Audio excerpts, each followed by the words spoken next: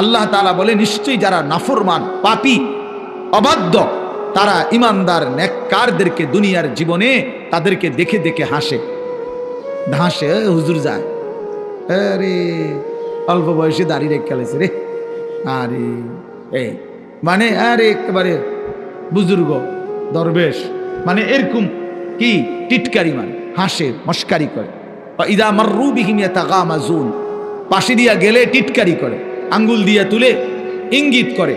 আল্লাহ তাআলা বলেন ইদা ইনকালাবু ইলা আহলিহিম ইনকালাবু ফাকিহিন, পরিবারের বউ বাচ্চাদের সামনেও দিনদার শ্রেণীকে নিয়ে বিদ্রুপ করে। আল্লাহ বলেন আমি ওয়াদা দিলাম, মনে রাখো, ফালিয়াউমাল্লাযীনা আমানু মিনাল কুফফারি ইয়াদহাকুন, আল্লাহ বলেন আমি আল্লাহ ওয়াদা দিলাম, মোমেন আজ যারা যারা বিদ্রুপ করছে তোমাকে দেখে, আমি আল্লাহ ওয়াদা দিলাম সেদিন হাসরের দিন আমার ইমানদার নেককার বান্দা এসব বেঈমানকে দেখে হাসবে। ফালিয়াউমাল্লাযীনা আমানু মিনাল কুফফারি ইয়াদহাকুন, সেদিন আমার ইমানদার বান্দা হাসবে, সেদিন নেককার বান্দা হাসবে। সেদিন এই সমাজে যাকে দুর্বল মনে করছিল কিন্তু আল্লাহকে রাজি খুশি করছিল যে মানুষটা, তো সেদিন ওই হাসবে তাদেরকে, হাজার লক্ষ কোটি টাকাকে দেখে হাসবে।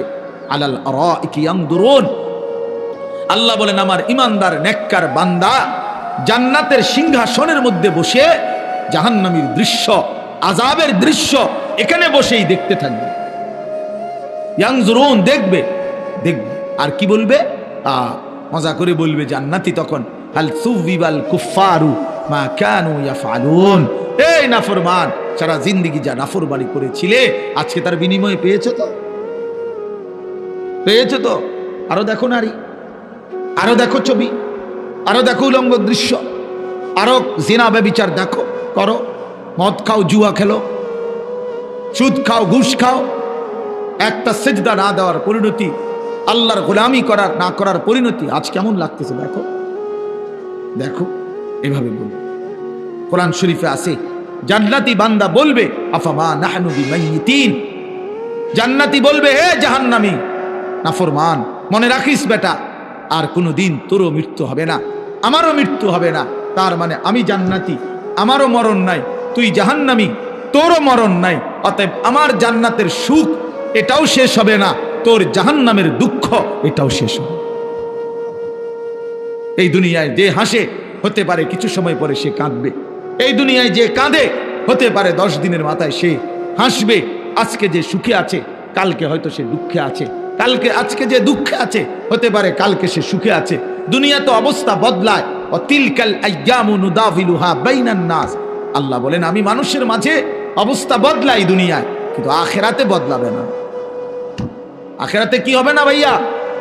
এজন্য তোমরা যারা ছেলেরা আছো তোমরা নিজেরে আরেকবার ভাবতে শিখো, তুমি মুসলমান, তুমি মানুষ, তুমি মানুষ। এই সমাজ মূল্যায়ন করুক বা না, এই সমাজ ওলামায়ে কেরামকেও মূল্যায়ন করে না, এই সমাজ ইমামকেও মূল্যায়ন করে না, এই সমাজ মুয়াজ্জিনকেও মূল্যায়ন করে না। কথার কথা যারা করে না, তো তাই বলে কি ইমামের মর্যাদা কমে গেছে? মুয়াজ্জিনের মর্যাদা কমে গেছে? বেতন 8,000 টাকা, তো কি হয়েছে? 10,000 টাকা, তো মানুষ মূল্যায়ন করে নাই, তো এত অসুবিধা কি? এত অসুবিধা কি? এই জন্য আমি অনুরোধ করলাম, প্রথম কথা আমরা প্রত্যেকেই এটা ভাবা উচিত, দুনিয়া দিয়ে হিসাব মিলাইলে হইতো না, দুনিয়ার লাভ লোকসান দুনিয়ার দিয়া হিসাব মিলাইলে হবে। দুনিয়াতে এই কেউ সম্মানী, আবার সময়ের ব্যবধানে সে হয়ে যায় চূড়ান্ত ঘৃণিত, চূড়ান্ত ঘৃণিত। হ্যাঁ হ্যাঁ, এই জন্য আমরা প্রত্যেকেই ভাইয়া আমাদের জিন্দিগি আখিরাত। কোরআনুল কারীমের মধ্যে আল্লাহ তাআলা বলছেন এটা, ওয়া ইন্নাদ দারাল আখিরাতা লাহিয়াল হাইওয়ান, বান্দা আখিরাতই হচ্ছে জীবন। তুমি যদি মনে করো আমি বুঝি নাই, হুজুর আমি সহজ সরল মানুষ, সাধারণ মানুষ, আমি বুঝি নাই, না রে ভাইয়া, খোদার কসম, না বুঝলেও মৃত্যু হবে, না বুঝলেও মরে যাইতে হবে। বলে আমি বুঝি নাই হুজুর, আমি খেয়াল করি নাই, বিষয়টা এত সিরিয়াস আমি মনে করি নাই, কবরের আযাব যে এমন ভয়ানক আমি এটা ভাবতে পারি নাই। এত কথা বললে, সুপণ্ডিতি কথা বললে মৃত্যু কি থামানো যাবে? কবরের আযাব কি বন্ধ হয়ে যাবে? না না না না। পুলিশ যদি কোনো মামলা দেয়, তো যদি আমি যদি বলি যে না আমি জানি না এই মামলা, এটা একটা অপরাধ, হ্যাঁ, তো পুলিশ কি বলে যে আপনি জানেন না এই জন্য আপনাদের ছেড়ে দিলাম। কথা বলেন না কেন? সে কি বলে? সে বলে আপনি জানেন না কেন সেটা আপনার বিষয়, কিন্তু আমার রাষ্ট্রের আইন এটা, এটা আমাকে কি করতে হবে? প্রয়োগ করতে হবে। এই জন্য বাপ, আমরা প্রত্যেকেই, আমি সবার কাছে অনুরোধ করি, সবাই ভাবতে শিখো, ভাবতে শিখেন, ভাবতে শিখেন। আজকে অনেক ছেলে পেলে তোমাদের কারো ভিতরে সামান্যতম পূর্বাপর আগ পিছ কোনো ভাবনা নাই। বাপ, তুমি আসছো কোত্থেকে, কে তোমাকে বানাইলো, কেন তোমাকে বানাইলো, তুমি কেন আসলা পৃথিবীতে, যিনি সৃষ্টি করলেন তোমাকে তিনি কি এই চাচ্ছিলেন তোমার কাছে? তিনি যা চাচ্ছেন তুমি তা করছো না কেন? তুমি যা করছো তিনি তো তা চাচ্ছেন না। আল্লাহ তাআলা আমাদেরকে সৃষ্টি করেছেন প্রতি 1 মাসে 1.5 মাসে চুলের এক একটা ডিজাইন বদলাবার জন্য। এই জন্যই তো আল্লাহ মুসলমান বানাইছেন আমাদেরকে, না কি? এজন্যই তাইলে আমরা বারবার শুধু ভোগ বিলাসিতা, আমরা নারী ছবি, অশ্লীল দৃশ্য, গান বাদ্যা, নাচ গান, বেহায়া বেপর্দার এই জিন্দেগি পালন করব। আমাদের মেয়েরা পর্দা করবে না, আমাদের বিবিরা পর্দা করবে না, আমাদের ছেলেরা কোনোদিন নামাজ পড়বে না, আমাদের বাবারা বিড়ি সিগারেট খাবে, আমাদের বাবারা চা দোকানে আড্ডা দিবে, কথায় কথায় গালিগালাজ করবে, ওজনে কম দিবে, মিথ্যা বলবে, হারাম রোজগার করবে। এই জন্য আমাদের পৃথিবীতে আসা, আমরা এই জন্যই মুসলমান। তাইলে এটা কে ভাববে? বা ইসলাম তাইলে কার জন্য? কোরআন তাইলে কার জন্য নাজিল হইল? কেউ যদি আমরা কোরআন পালন না করি, না মানি, তো আল্লাহর কোরআন কার জন্য নাজিল হইল? নবী সাল্লাল্লাহু আলাইহি সাল্লামকে যদি আমাদেরও পছন্দ না হয়, তাহলে নবীজি কার জন্য আসলেন? কার জন্য তিনি রক্ত জড়াইলেন? কার জন্য তিনি তায়েফে রক্ত জড়ালেন? কার জন্য তিনি পেটে 2টা পাথর বাঁধলেন ক্ষুধার কষ্টে? কার জন্য তিনি 30 পারা কোরআন গ্রহণ করলেন মহান আল্লাহ পাকের কাছ থেকে? আমাদের জন্য, আমার জন্য, আমার জন্য। এই জন্য নওজোয়ান কিশোর ভাই, তোমার কাছে যদি 1 ওয়াক্ত নামাজ পছন্দই না হয়, তো তুমি মুসলমান হইলে কেন? কোনদিন তোমরা যারা ফজরের নামাজ পড়ো না, প্রিয় ভাই আমার, তুমি মুসলমান হইলা কিভাবে? তোমার মা কিভাবে মুসলমান? তুমি মুসলমানের সন্তান কিভাবে হইলা? কোন যুক্তিতে? যে জীবনে আল্লাহকেই চিনে না, সৃষ্টিকর্তাকেই চিনে না, বানানেওয়ালাকেই চিনে না। আল্লাহ তাআলা কোরআনুল কারীমে বলছেন, বান্দা আমি 23 বছর কোরআন নাজিল করেছি, 30 পারা কোরআন নাজিল করেছি। আমি আল্লাহ 23 বছর একটানা বললাম, এক আল্লাহ বলছেন 23 বছর কোরআন নাজিল করছেন। আল্লাহ বলবেন, বান্দা ফাবি আইয়ি হাদিসিন বাদাহু ইউমিনুন, তাহলে বলো বান্দা, আমি আর কতবার বললে, আর কিভাবে বললে, আর কতবার বললে এই কোরআনের চাইতে দামি আর কোন কিতাব নাজিল করিলে তুমি আমি আল্লাহর কথা মেনে নিতা? তুমি বলো, বলো ভাই। যিনি এত বড় আসমান দিয়েছেন, যিনি এত বড় জমিন দিয়েছেন, যিনি এই গোটা কায়নাত দিয়ে, গোটা সৃষ্টি জগৎ দিয়ে আমাকে লালন পালন করছেন, আমার প্রতিটা নিঃশ্বাস যিনি দিচ্ছেন, আমার প্রতিটা নড়া চড়ার ক্ষমতা যিনি দিচ্ছেন, আমার খাবারের প্রতিটা লোকমা যিনি দিচ্ছেন, আমার পানির প্রতি ফোঁটা যিনি দিচ্ছেন, তাকে একটাও সেজদা করবা না? তাকে সেজদা করবা না ভাইয়া? আহা, তো কিসের মুসলমান হইল, কিসের মানুষ হইলা? সেজদা বিহীন, যার কপালে সেজদা নাই, প্রিয় ভাই মনে রাখো, সে মানুষ না। সেজদা বিহীন সে মানুষ হয় না, সে জানোয়ার। সে জানোয়ার, ওইটা আস্তা জানোয়ার, আস্তা জানোয়ার। কোরআনুল কারীমে আল্লাহ তাআলা বলছেন, ওয়াত্তাবা হাওয়াহু ফামাসালুহু কামাসালিল কালব, যে মনের ইচ্ছা মতো চলে। কেন নামাজ পড়ো না? তোমার মন চাইছে। কেন সারা দিন রাত মোবাইলে নারী দেখো, ছবি দেখো, নর্তকী দেখো, উলঙ্গ দৃশ্য দেখো? তোমার মন চাইছে। কেন চুলের এই ডিজাইন করছো তোমরা? বলো বাবা, এগুলা মুসলমানের চুল? একটা ছেলে বলো, একটা ছেলে দাঁড়ায় বলো, এই জানোয়ারের চুল কেন রাখলা? এই বেঈমানের চুল কেন রাখলা? এ তো বেঈমানের চুল। তুমি মুসলমান, নিজের পরিচয় ভুলে গেলা কেন? আত্মপরিচয় ভুলে গেলা কেন? আরে নিজের পরিচয় যে জানে না, তারে তো মানুষ লাওয়ারিশ বলে, বেওয়ারিশ বলে বেটা, বেওয়ারিশ বলে বেটা। তোর আত্মসম্মান কই বেটা? কেমনে ভুলে গেলি তোর মা মুসলমান? কেমনে ভুলে গেলি তোর বাবা মুসলমান? কোন ইহুদির বাচ্চার সন্তান তো তুমি না, তাহলে ইহুদির চুল রাখলা কেন? কোন খ্রিস্টানের বাচ্চার সন্তান তো তুমি না, তো খ্রিস্টানের মতো চুল রাখলা কেন? কোন বেঈমানের মতো চুল রাখলে? এই যে ঝাঁকড়া চুল, এদিকে কাটা, এদিকে কাটা, এদিকে কাটা, এই যে বিশ্রী, সামনে এদিকে বাড়ানো, এ তো বেঈমানের চুল বেটা, এ তো কাফের মুশরিকের চুল। এখন ঢাইকা লাভ নাই, আমার সামনে ঢাইকা কি করবা? আমার সামনে ঢাইকা করবা কি মিয়া? আমি কি বিচারে বসছি তোমার এখানে? কথা বলো বাপ, ইনসাফ করো। আমি এখন বিচারে বসছি এখানে, তো আমি কি আদালত? এটা তোমার কাছেও আমি ঠিকানা, আমার কাছেও তুমি ঠিকানা। আমরা প্রত্যেকে আলাদা, যার যার পথে যার যে আসছি, যার যার পথে যার যে চলে যাব। কিন্তু আখিরাত মহান আল্লাহ পাকের সামনে, আল্লাহ পাকের সামনে কি হবে আমাদের? তাকে কিভাবে বলবেন? তিনি জিজ্ঞেস করবে না, বান্দা 24 ঘন্টা লালন পালন করে আমি কোনোদিন ফজরের নামাজের সেজদা পাবো না? সারা রাত ঘুম পাড়াইও, আল্লাহ জিজ্ঞেস করবে না? তাহলে বলেন আপনার। তো এই জন্য বলতেছিলাম, মনের ইচ্ছা মতো যে চলে, মনের ইচ্ছা মতো যে চলে, বিশ্বাস করেন আল্লাহ পাক তাকে বলছেন ফামাসালুহু কামাসালিল কালব, নিজের মনে যা চায় তাই যে করে তাই অনুসরণ করে। আমার মনে যা চায় তা, কিসের আল্লাহ, কিসের রাসূল, কিসের ধর্ম, কিসের কোরআন, বাদ দাও এগুলো। আমার মনে যখন যা চায় আমি তাই করি, তাই করব। আল্লাহর কসম, আল্লাহ তাআলা বলেন ওই ব্যক্তির উদাহরণ হলো কামাসালিল কালব, কুত্তার মতো। খোদার কসম, আল্লাহ কোরআনে বলছে ওই মানুষের জীবন কুত্তার জীবন, কুকুরের মতোই জিন্দেগি।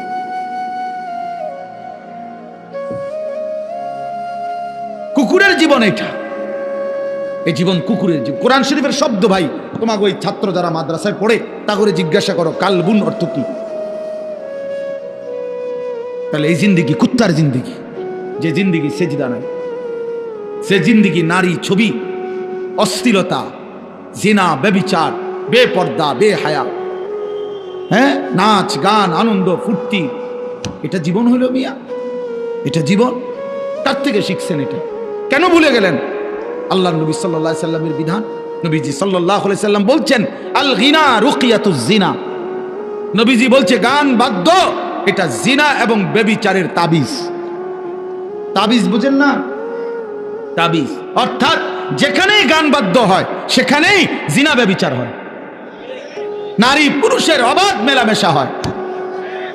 গানের ওই পিঠে, নাচের ওই পিঠে বাদ্য যখন টুং টুং টুং টুং করে বাজে, বাদ্যের ওই পিঠে জিনা আছে, ব্যভিচার আছে, ব্যভিচার আছে।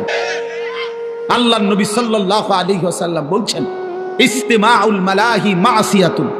নবীজি বলছে গান শোনা গুনাহ, গুনাহ, গুনাহ। আল জুলুসু আলাইহা ফিসকুন, এবং গানের মজলিসে বসা এটা কবিরা গুনাহ, ফাসিক, প্রকাশ্য পাপী। ওয়াত তালাজ্জুদু বিহা কুফরুন। প্রিয় ভাই শুনো মিয়া, আল্লাহর নবী বলছেন গান শুনে মজা মারা, সাদ এরকম করে আরে ডোলের লরের এমন করে তাল দেয়, ঠ্যাঙালগি দেয়, আরে করছে কি রে, কইলু কি রে, এই যে এগুলা কি মানে কি মজা নিচ্ছে, কি নিতেছে বলেন? স্বাদ নিতেছে। আল্লাহর নবী বলছে ওয়াতালাজ্জুদু বিহা, গান শুনে এই মজা পাওয়া এটা কুফরি, কুফরি বেটা, এটা ঈমান চলে যায়। নাউযুবিল্লাহ, কি জঘন্য বিষয়, কি জঘন্য বিষয়। আপনারা ফিরতে হবে, ফিরতে হবে, নিজেদের আত্মপরিচয় ঠিক করতে হবে ভাইয়া। শুধু শুনছি আমার বাপ দাদা মুসলমান ছিল, এতটুকুই যথেষ্ট। আমার মনে আছে আমি প্রথম যে বছর আপনাদের এই বেদের সমাজের মাহফিলে আসছিলাম, আমি সেই বছরই মনে করাই দিছিলাম যে আপনারা যারা সাপের খেলা দেখান, মনে আছে, ভুলে গেলে চলবে না যে এটা আমাদের জিন্দিগি না, বরং আমরা ইমানদারের বংশধর। ইমানদার হযরত মূসা আলাইহিস সালামের জামানায় আপনার যেই জাদুকররা আপনার, তারা তো সাপ দিয়েই খেলা দেখাইছিল, তারা তো কালেমা পড়ে মুসলমান হয়েছিল মূসা নবীর জামান, হয় নাই কালেমা পড়ে মুসলমান? তাইলে নিজেদেরকে দুর্বল, নিজেদেরকে এমনি ভাবেন যে আমরা দুর্বল, এমনি গুনার বেলায় তো সব করতেছেন। হ্যাঁ, কি ব্যাপার? আপনি দুর্বল হইলে মিশা কথা কন, কথা বলেন না কেন? দুর্বল হইলে নাচ গান করেন কেন? গান বাদ্য বাজান কেন? দুর্বল হইলে আপনাদের বোনেরা মেয়েরা বেপর্দা হবে কেন? আমরা মুসলমান, বলেন আপনারা মুসলমান কিনা বলেন, বলেন সবাই মুসলমান কিনা বলেন। তাইলে আমরা মুসলমান হলে আমাদের আল্লাহ আছে, আমাদের রসুল আছে, আমাদের কোরআন আছে, আমাদের ধর্ম আছে। আমরা মুসলিম, আমরা পাগল না, ছাগল না, আমরা মাতাল না, আমাদের ইজ্জত আছে, সম্মান আছে। আল্লাহ নবী সাল্লাল্লাহু আলাইহি ওয়াসাল্লাম বলছেন একদিন কাবা ঘরের দিকে তাকাইয়া নবী বলছে কাবা, আল্লাহর ঘর কাবা ঘরের দিকে তাকায় বলছে যে কাবা তোমার অনেক সম্মান, তোমার অনেক ইজ্জত, কিন্তু আল্লাহর নবী বলেন হে কাবা মনে রেখো আমার এক ইমানদারের সম্মান তুমি কাবার চাইতেও কোটি গুণে বেশি। খোদার কসম, হাদিস নবীজি বলছে কাবা তোমার চাইতে দামি, আমার ইমানদারের ইজ্জত, আমার ইমানদারের সম্মান কাবার চাইতে দামি। আল্লাহ কোরআনে বলছেন ওয়ালা আবিদুম মুমিনুন খায়রুম মিন মুশরিকিন ওয়ালাউ আ'জাবাকুম। আল্লাহ বলছে মুশরিক, বেঈমান, কাফের যত বড়ই মনে হোক, 10টা পৃথিবীর মালিক হোক, একেবারে 7 সমুদ্র 13 নদীর মালিক হোক, পৃথিবীর সব সম্পত্তির মালিকও যদি হয়, মুশরিক, কাফের, বেঈমান, খোদার কসম আল্লাহ কোরআনে বলে তার চাইতে একজন ইমানদার গোলাম কৃতদাস সে খায়রুন, সে উত্তম উত্তম উত্তম। ওয়ালা আবিদুম মুমিন খায়রুম মিন মুশরিক।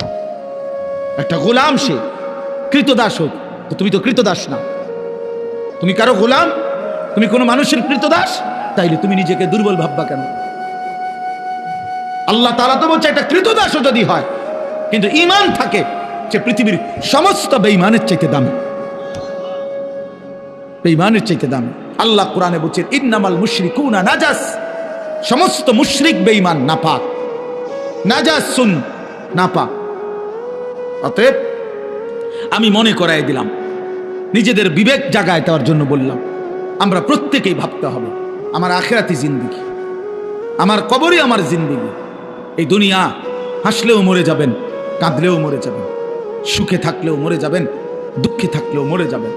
রাজপ্রাসাদের অট্টালিকায় যে থাকে সেও মরে যায়, জীর্ণ কুঠির কুড়ে ঘরে যে থাকে সেও মরে যায়, মরে না ভাইয়া?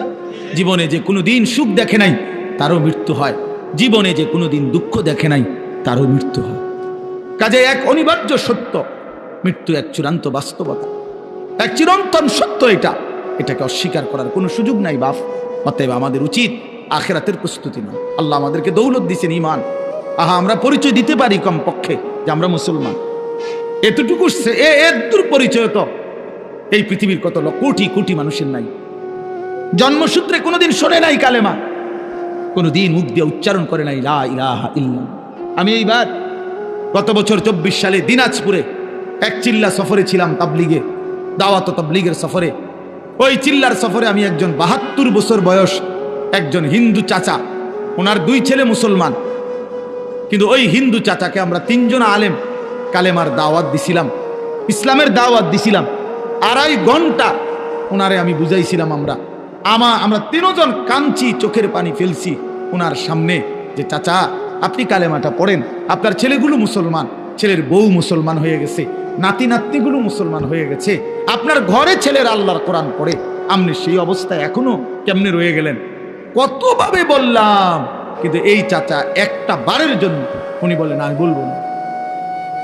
আমি কানসি পর্যন্ত নিয়ে তখন আমি আমার সাথীদের কাছে এসে বলছিলাম যে ভাই দেখো, আমার মতো তোমার মতো আল্লাহ কত বড় তৌফিক দিছে যে সেই ছোট্টবেলার 2 বছর বয়স থেকে 3 বছর বয়স থেকে আমরা আজীবন সারাটা বছর কত হাজারবার লক্ষবার আল্লাহ আমাদের জবান দিয়া কালেমা উচ্চারণের তৌফিক দিছে। আর এই 72 বছর বয়স্ক লোকটা জীবনে তার মালিকের নাম একটাবার বলতে পারে না। তার জীবনের কত বড় দুর্ভাগ্য ভাইয়া।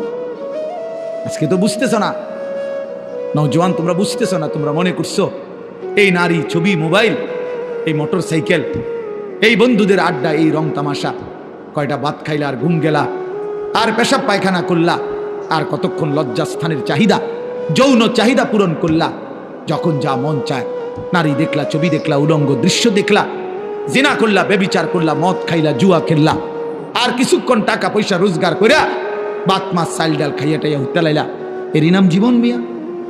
এরপরে আর কিছু নাই ভাই। তাইলে তো সেজন্য প্রস্তুতি কোথায়? আমি প্রায় বলি যে এটাও যেমন 4 কালারের পৃষ্ঠা, এটা কি সুন্দর সাজাইছে ডিজাইন করে, কিন্তু এই পৃষ্ঠা তো একদম খালি। আল্লাহ তাআলা বলে বান্দা, মাটির উপরে তোমার ঘর কত সুন্দর করে সাজাইলা, মাটির নিচেও তো তোমার একটা ঘর আছে, সেই ঘরের নাম হচ্ছে কবর, সেটাও তো তোমারই ঘর বান্দা, ওই ঘরটা এরকম খালি রাখলা কেন? তোমার মাটির উপরের ঘর যদি তুমি সাজাও তো তোমার মাটির নিচের ঘর কে সাজাবে? হ্যাঁ, আমার মাটির নিচের ঘর কে সাজাই দিবে? আমার কবর কে সাজাবে? আমি না সাজাইলে, আমি না সাজাইলে। আমার মাটির উপরের ঘর তো আমি মরে গেলে আমার ছেলে বাকিটা কাজ করতে পারবে, আমার পুত মরে গেলে নাতি বাকিটা কাজ শেষ করতে পারবে। বাপে হয়তো বিটা বাইন্দা গেছে, পুতে আইয়া ঘর করছে, নাতি আইসা ফার্নিচার কইরা এখন ঘরের কাজ সব কমপ্লিট করছে। এমন হইতে পারে না? তো দুনিয়াতে এরকম হইতে পারে। কবর, কবর, আমার কবর আমি না সাজাইলে আমার পুতে সাজাই দিবে, আমার নাতি সাজাই দিবে। তাহলে বাবা, তাহলে ওইটা তো বেশি জরুরি, কারণ আমার কবর আমাকেই সাজাইতে হবে, আমার আখিরাত আমাকেই সাজাইতে হবে।